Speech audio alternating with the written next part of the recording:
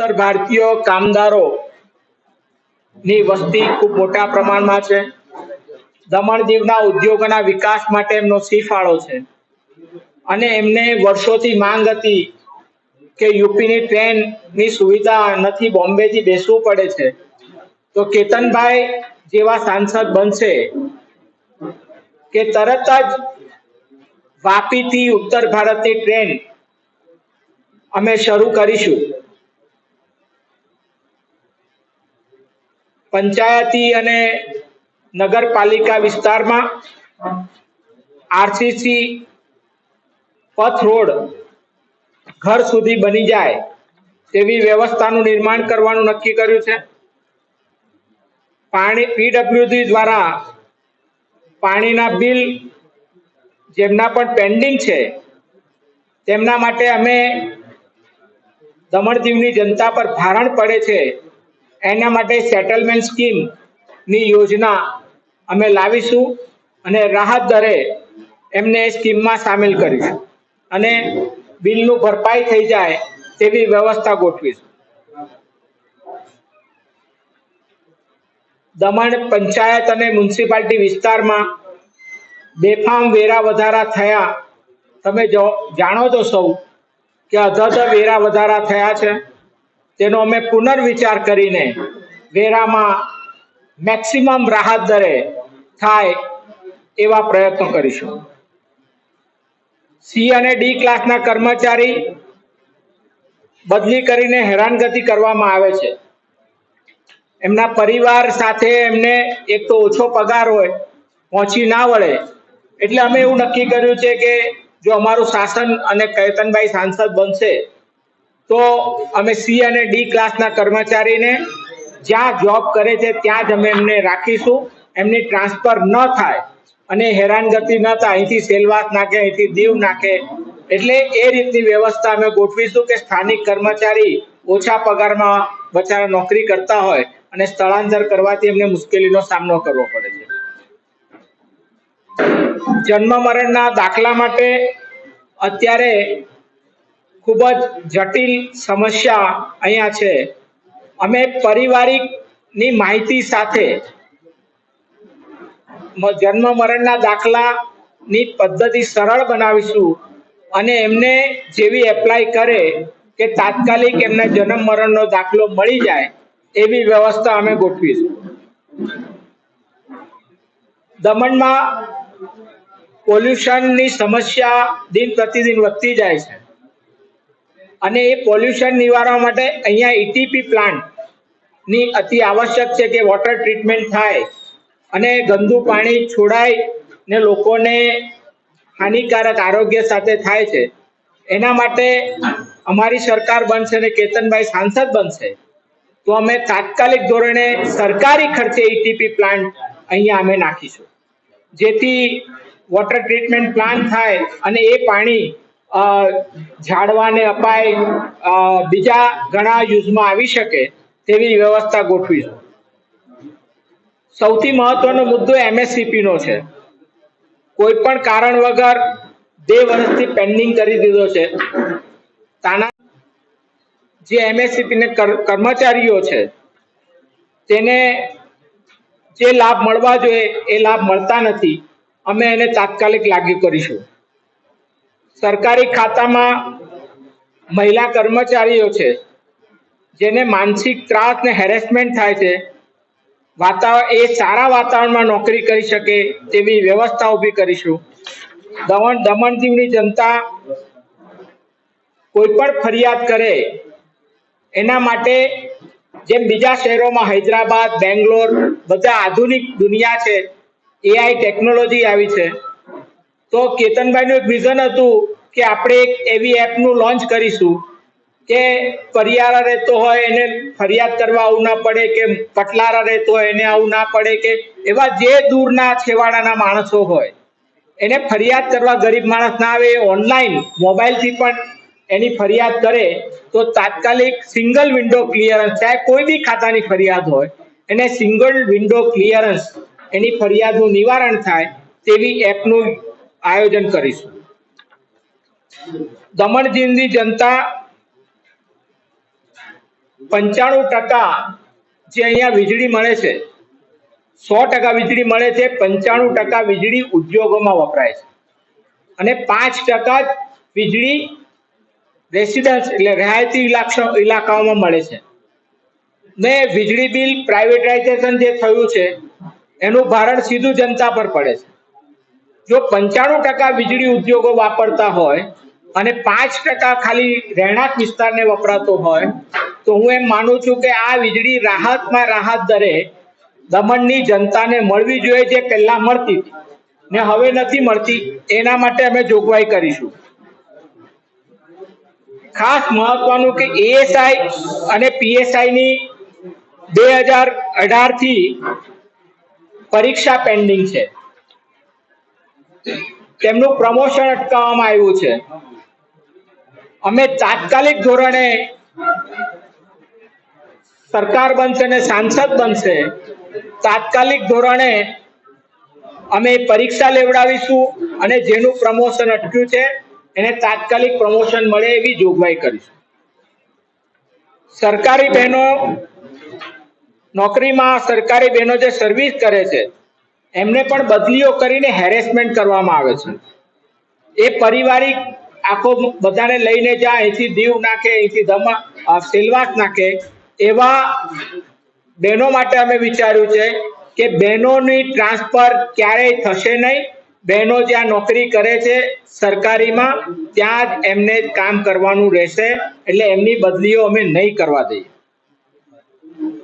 Police ડિપાર્ટમેન્ટમાં કામ કરતા constable, ASI લેવલના કર્મચારી છે પોલીસ ડિપાર્ટમેન્ટમાં, એમના આવાસ 2 વર્ષથી ધૂળ ખાય છે બનેલા, અને છતાં અહીંયાના પ્રશાસન એમને આવાસ ફાળવતા નથી.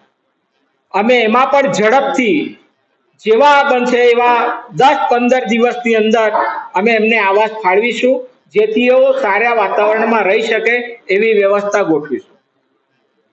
હોમગાર્ડની યોજના બી ટર્મિનેટ કરી દીધી છે, તેને પણ અમે લાગુ કરીશું. દમણ દીવમાં જે પ્લેગ્રાઉન્ડ હતા એ પ્રાઇવેટ ક્લબને આપી દીધી અને 85,000 રૂપિયા ભાડું એક મેચ રમવી હોય તો લેવામાં આવે છે. ખૂબ દુઃખની વાત છે. આ અહીંના યુવાનો ક્યાં જાય? દમણના યુવાનોને ઇન્ડોર આઉટડોર ગેમ રમવી હોય એના માટે અમે ગ્રાઉન્ડની હાઈટેક રીતે રમતનું મેદાનનું નિર્માણ કરવાનું અમે વિચાર્યું છે. સિનિયર સિટીઝનો અહીંયા ઘણા મોટી સંખ્યામાં છે, એમના માટે કોઈ એવું સ્પેશિયલ ગાર્ડન નથી. અમારા સુરતમાં છે, બોમ્બેમાં છે, ઘણી બધી જગ્યાએ છે. ત્યાં એમને ઇન્ડોર ગેમ ઝોન ગાર્ડનની અંદર કે સાંજે 5-6 વાગ્યા પછી ફ્રી થાય, વડીલો આવે યા સવારે આવે તો ચાલવા આવે તો એક માઇન્ડ ફ્રેશ કરવા માટે ગેમ રમે. કેરમ બોર્ડ છે, નાની ગેમો, જેથી એમનો ટાઈમ પાસ થાય. અને ત્યાં એક વાંચનાલય, જે પેપરો રોજના મળી જાય, એમને લાઇબ્રેરી ટાઈપનું એક નાની એવી વ્યવસ્થા સિનિયર સિટીઝન ગાર્ડન બનાવવા માટે અમે કરીશું. અહીંયા દમણ દીવના યુવકો માટે જે સ્કિલ બેરોજગારો છે, શિક્ષિત બેરોજગારો છે, એમને સ્કિલ ડેવલપમેન્ટ માટે અહીંયા એક ભવનનું નિર્માણ કરીશું જ્યાં એને ટ્રેનિંગ મળી શકે અને ટ્રેનિંગ મળ્યા પછી એને જોબ પ્રોવાઈડ થાય, પ્રાઇવેટ જોબ કરી શકે, પ્રાઇવેટ પોતાનો નાનો ધંધો કરી શકે. કારણ કે કોંગ્રેસ પાર્ટીએ મેનિફેસ્ટોમાં બતાવ્યું છે કે અમે 1 લાખ રૂપિયા શિક્ષિત યુવાનોના ખાતામાં 1 વર્ષે આપીશું અને 1 લાખ રૂપિયા બહેનોના ખાતામાં સીધા આપીશું. તો આ યોજના તહત અમે એનો સીધો લાભ મળશે. કોઈને ગેરેજ ખોલવું હોય, કોઈને બ્યુટી પાર્લર ખોલવું હોય, કોઈને સીવણનું કામ કરવું હોય તો અમે એ યોજનામાં આખું એક ભવનનું નિર્માણ કરીશું જેમાં અલગ અલગ સ્કિલ ડેવલપમેન્ટની ટ્રેનિંગ મળી શકે. સ્થાનિક રહેવાસીઓ માટે સરકારી હોસ્પિટલમાં અત્યારે પ્રાઇવેટ સોંપી દીધી છે. સરકારી હોસ્પિટલમાં આડેધડ રીતે બિલ વસૂલવામાં આવે છે એમને પૈસા લઈને.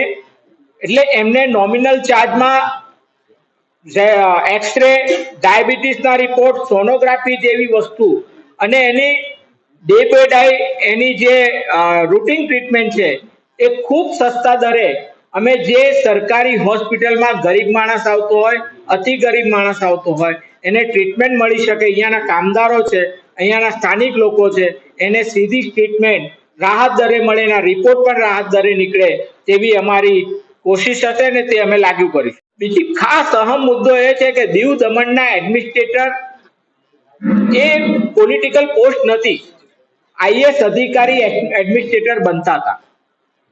2016 થી સન્માનીય પ્રફુલભાઈ અહીંયા ચાર્જ લીધો ને 2024 ની ચૂંટણી પણ એમના અંડરમાં લડાય છે.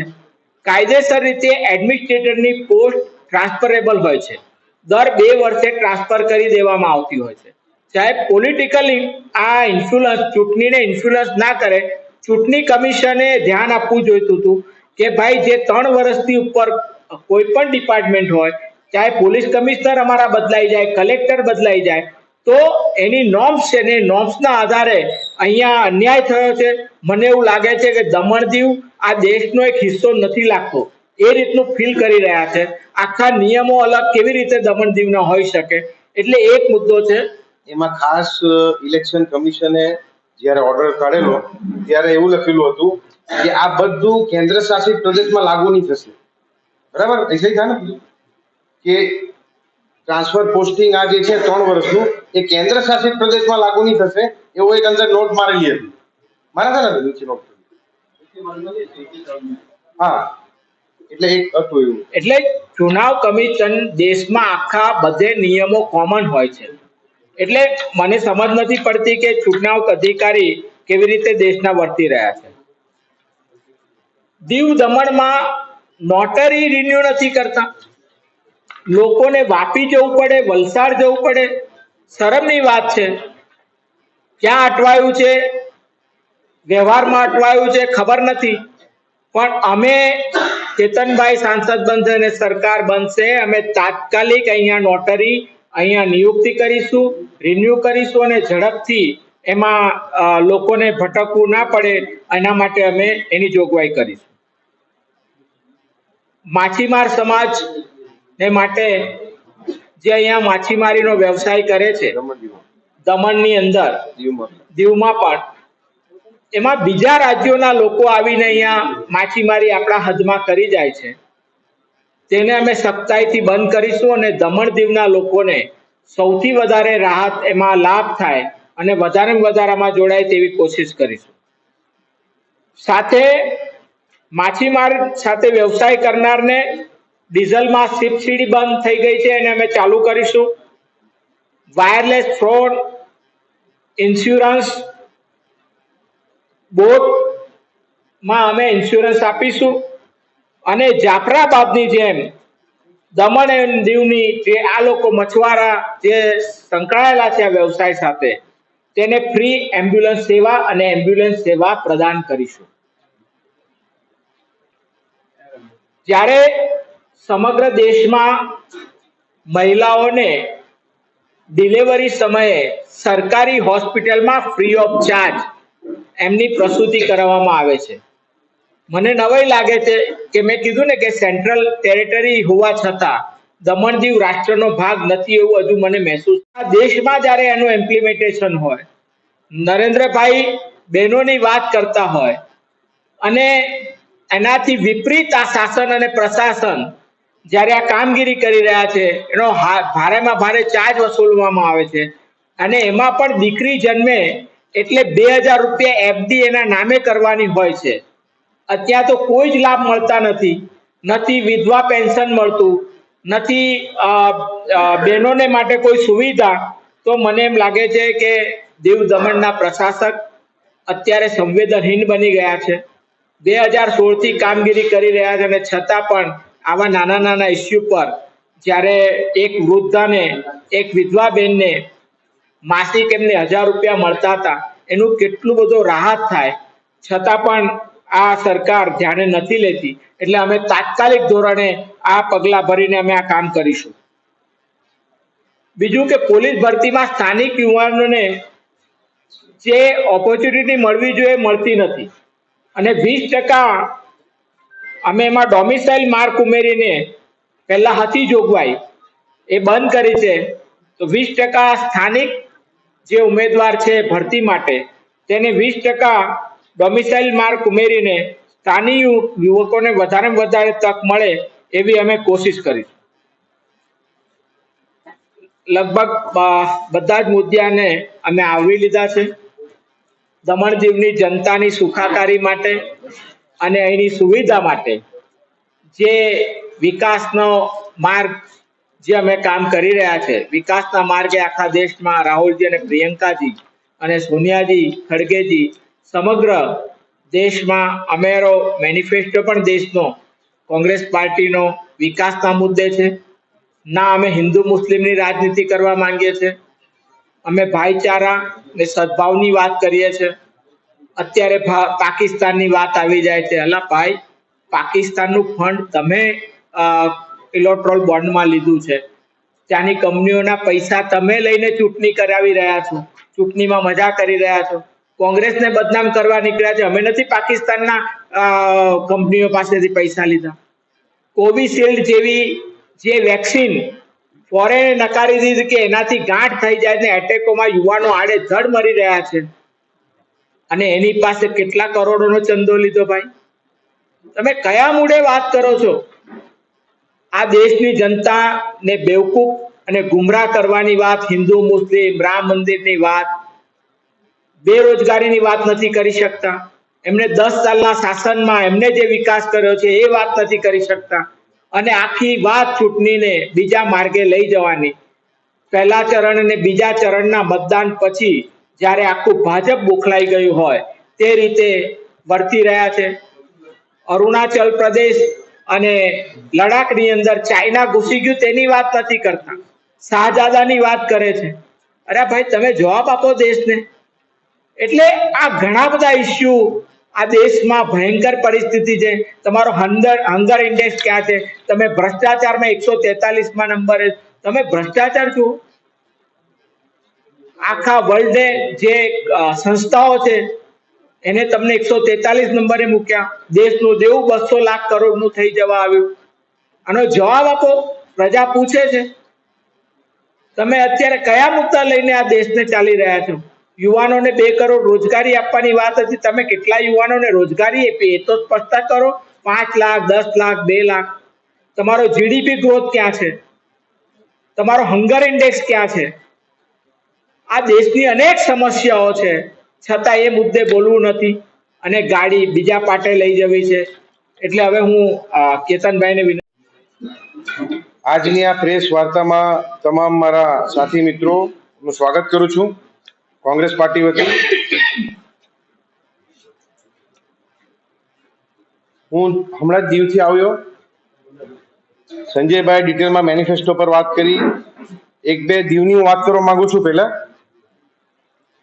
દીવમાં મોટામાં મોટી સમસ્યા છે એ જે ત્યાંના જે બહેનો છે, અને ખાસ કરી જે આપણા ગર્ભવતી બહેનો હોય એની ડિલિવરી માટે શાસન પ્રશાસન આપણા સરકારી હોસ્પિટલમાં એમને એન્ટરટેન નથી કરતા, અને એઓને ઉના કે રાજકોટ ડાયવર્ટ કરી દે છે. એમને ઉના મોકલી આપે છે અને એવું કહે છે કે અમારા પાસે ડોક્ટર નથી અને તમારો કેસ બગડી જાય એવું છે અને તમારે એમને રિફર કરી દે બહાર ગુજરાત. તો that is very dangerous. And I think આપણા પાસે આટલું મોટું ભંડોળ, આટલા ડોક્ટર્સ, આટલી બધી આધુનિક વાત કરી આપણે, તો શા માટે આપણે એમને ગુજરાત ખસેડે? અને બીજું કે એ લોકોને સિઝેરિયન કરીને આ જે વસ્તુ ત્યાં દીવમાં કરી રહ્યા છે એ બી બહુ ખતરનાક વસ્તુ છે. આમાં બી અમે કહ્યું કે એક આવેદનપત્ર બી અમે આપવાના છે શાસન પ્રશાસનને, અને આ વસ્તુને તાત્કાલિક ધોરણે રોકે. અને અમે આ વસ્તુને બી મેનિફેસ્ટોમાં આવરી લીધું છે, પણ ડિટેલમાં હજી એમાં પોઈન્ટ્સ હજી બી થોડા અમે અંદર લેવાના છે. બીજું, દીવમાં જે પ્રોબ્લેમ છે, મોટામાં મોટી સમસ્યા, જે રીતે દમણમાં આપણું બાંડોદકર સ્ટેડિયમ લઈ લીધું અને ત્યાં કોઈ ક્લબ બનાવી દીધું, પ્રાઇવેટ પાર્ટીને આપી દીધું, એ જ રીતે દીવમાં પણ છોકરાઓને રમવા લેતા નથી સ્ટેડિયમમાં, અને ત્યાં એવા કોઈ ગ્રાઉન્ડ સ્ટેડિયમ છે નથી. તો અમે એવું વિચાર્યું કે 2 આધુનિક સ્ટેડિયમનું નિર્માણ થાય દીવમાં. એક રૂરલમાં એક અર્બનમાં, એટલે દીવ કે ઘોઘલામાં એક અર્બનાઇઝ એરિયામાં મ્યુનિસિપાલિટી એરિયામાં અને એક રૂરલ ગામડામાં એક 2 આધુનિક સ્ટેડિયમ ત્યાં ડેવલપમેન્ટ થાય એના માટે અમે મેનિફેસ્ટોમાં અમે કહ્યું છે. અને જો આપણે રોડ દરિયો પૂરી રોડ બનાવી શકતા તો કેમ નહીં સુંદર એવું સ્ટેડિયમ બી બનાવી શકીએ. સરકારની ઘણી બધી જગ્યા છે ત્યાં. અને કોઈ CSR હોય તો CSR નું ફંડમાં આપણે બધા સર્કલ બર્કલ બનાવते એના કરતી કેમ નહીં આપણે સ્ટેડિયમ બનાવીને બાળકો આપણે રમે. દીવમાં 2 છોકરા મળ્યા એ રણજી ટ્રોફી રમે છે, એની બી મારી મુલાકાત થઈ. તો ત્યાંથી રણજી ટ્રોફીમાં બી નીકળ્યા છે. તો એ લોકોને જ કહેવાનું કે ભાઈ અમને અહીંયા અમારે ગ્રાઉન્ડ નથી. બીજું દમણમાં જે થઈ રહ્યું છે ખાલી પેપર પર છે, એને કોઈ કે સેલ પરમિશન કોઈને આપતા નથી, કે પછી FSI વધારવાની વાત તો રિજનલ ટાઉન પ્લાનિંગમાં કહી દીધું પણ એમાં કંઈ થતું નથી. બીજું કે ઘર બનાવવા પણ NOC આપતા નથી, કે 3 ગુંઠામાં કહ્યું હતું કે 3 ગુંઠામાં આપણે પ્લોટ હોય તો ઘર બનાવવાનું, પણ એના માટે બી હવે NS જોઈએ ને આ જોઈએ ને તે જોઈએ એમાં પરમિશન આપતા નથી. સમસ્યા આપણા દમણ અને દીવવાસીઓમાં છે એ 80 થી 100 લાયસન્સ કેન્સલ રદ કરી નાખ્યા છે વાઇન શોપના. 12 એસોસિએશન લખીને બી આપ્યું છે, એના લાયસન્સ કેન્સલ કરી દીધા, ટર્મિનેટ કરી દીધા. એને રિન્યુ કરવા ગયા તો લાયસન્સ ટર્મિનેટ કરી દીધા છે. અને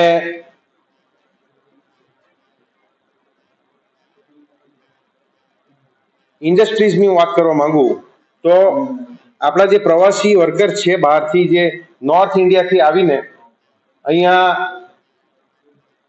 કામ કરી રહ્યા છે, જે ઘણા વર્ષોથી દમણમાં રહી રહ્યા છે, અને બાકી આવજાવ બી બધા ઘણા બધા કરી રહ્યા છે. તો અમને એવી ખબર પડી છે કે ઇન્ડસ્ટ્રીઝ વાળા એ લોકોને સેલરી બહુ ઓછી આપે છે. જે મિનિમમ વેજીસ હોય એ વેજીસ કરતા બી ઓછી આપી રહ્યા છે, અને 10-10 દિવસની સેલરી કાપીને રાખી દે છે. અને એવું કહેવામાં આવે પૂછે એટલે કે ભાઈ તમે લોકો ઘર ચાલી ગયા તો, એટલે એ લોકોને વેજીસ માત્ર 20 કે 18 દિવસનો જ આપે છે, અને બાકી એ લોકોને વેજીસ આપતા નથી. તો આ દાદાગીરી ઇન્ડસ્ટ્રીઝ વાળાને ચલાવીશું નહીં. અને દમણમાં જે ઇન્ડસ્ટ્રીઝ છે, હું બી ઇન્ડસ્ટ્રીઝનો એસોસિએશનનો અધ્યક્ષ રહ્યો.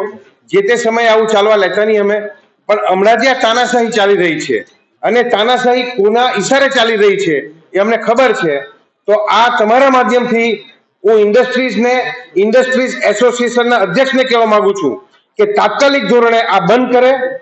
અને અમે આવીશું એટલે જે અમારા ઉત્તર ભારતીય લોકો છે, બહારથી આવીને વસે છે, અને જેને આ મોટામાં મોટો પ્રોબ્લેમ છે જે વેજીસનો, એ વેજીસ બી અમે ડબલ કરી આપીશું, એ બી અમે પ્રોમિસ આપીએ છીએ. બીજું, સરકારી નોકરીમાં સ્થાનિકોને નહીં લઈ રહ્યા. અહીંયા VTV ન્યૂઝનો લોગો બૂમ મેં જોઈ રહ્યો છે, આપણા સાથી મિત્ર હશે પાછળ, હું વાત કરીશ એમને પછી. VTV એ કાલે એક ન્યૂઝ ચલાવ્યું હતું મારા માટે કે ભાઈ કેતન પટેલે બફાટ કરી કે દમણ દીવ ગુજરાતમાં નથી, ગુજરાતનો ભાગ નથી. હવે એ લોકોને ખબર હોવા જોઈએ કે દમણ દીવ તો અલગ છે, ગુજરાતનો કા ભાગ છે. આખા દીવમાં ચલાવ્યું કે ભાઈ કેતન પટેલનો બફાટ કે દમણ દીવ અને ગુજરાત અલગ. મને તો એવું થઈ ગયું, રાતને જોડી તો નહીં લીધું યાર. હા ખરેખર મેં 2 જણને પૂછ્યું, ભાઈ જોતા અહીંયા તો આપડા કઈ બી કરી શકે કાકાજી, તો મેં કહ્યું જોડી તો નહીં લીધું, ચેક કરો. એટલે પછી ખબર પડી કે એવું તો કઈ નહીં હતું, પણ આ VTV વાળાની મિસ્ટેક હતી. તો એને જરા સુધારે, કેમ કે તમે રિજનલ ચેનલ છે, અને તમે ચોથો અસ્તમે જ આવું કરશે તો કેમ પબ્લિક શું કરશે. બીજું,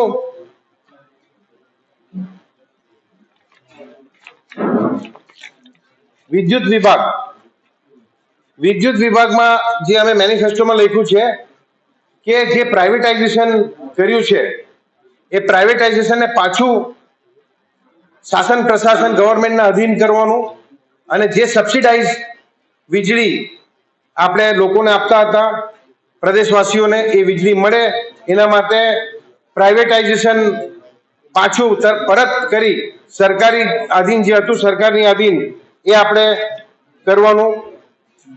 હાઉસ ટેક્સની વાત કરવા માંગુ છું કે જે હાઉસ ટેક્સ આટલો બધો વધારી દીધો હાઉસ ટેક્સ, તો હાઉસ ટેક્સ વધાર્યો તો તમે ફેસિલિટી શું આપી?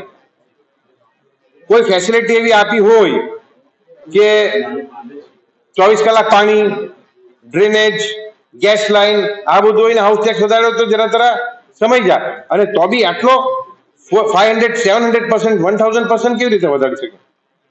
તો એના માટે પણ અમે તાત્કાલિક ધોરણે કરીશું.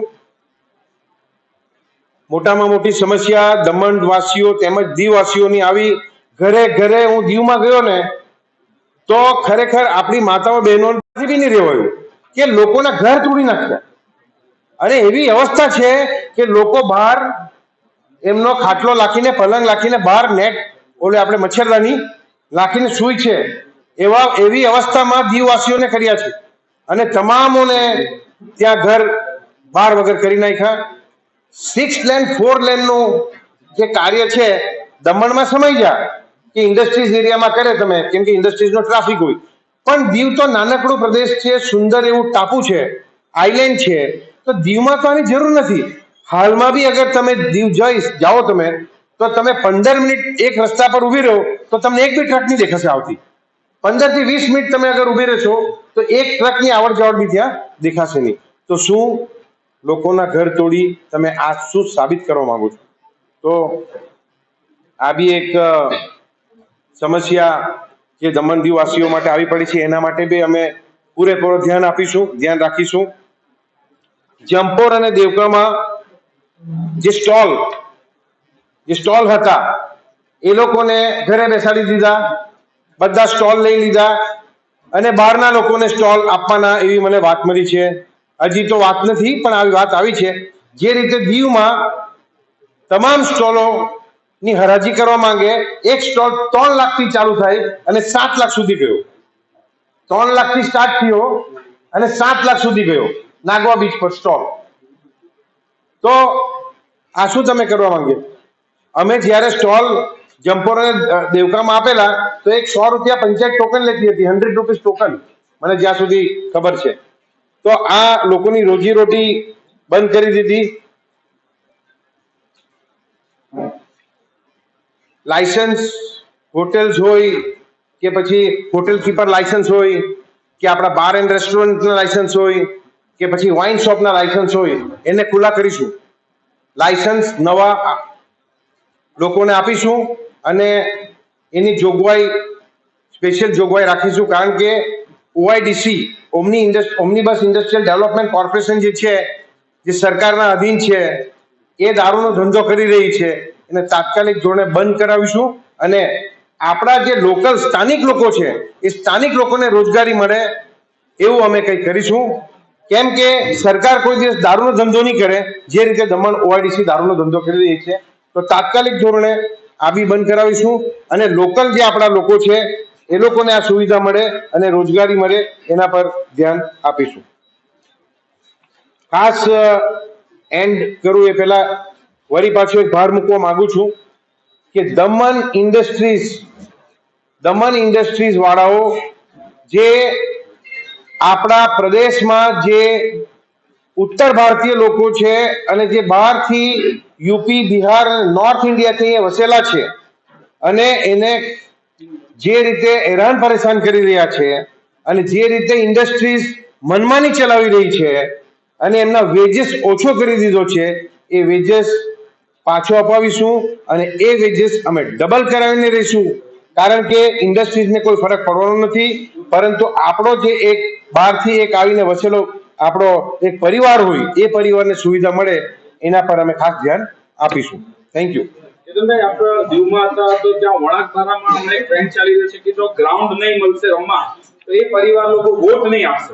એક ટ્રેન્ડ હમણાં હાલમાં ચાલી રહ્યો છે, તો તેવા પરિવાર સાથે તમે કેવી રીતે વાતચીત કરશો?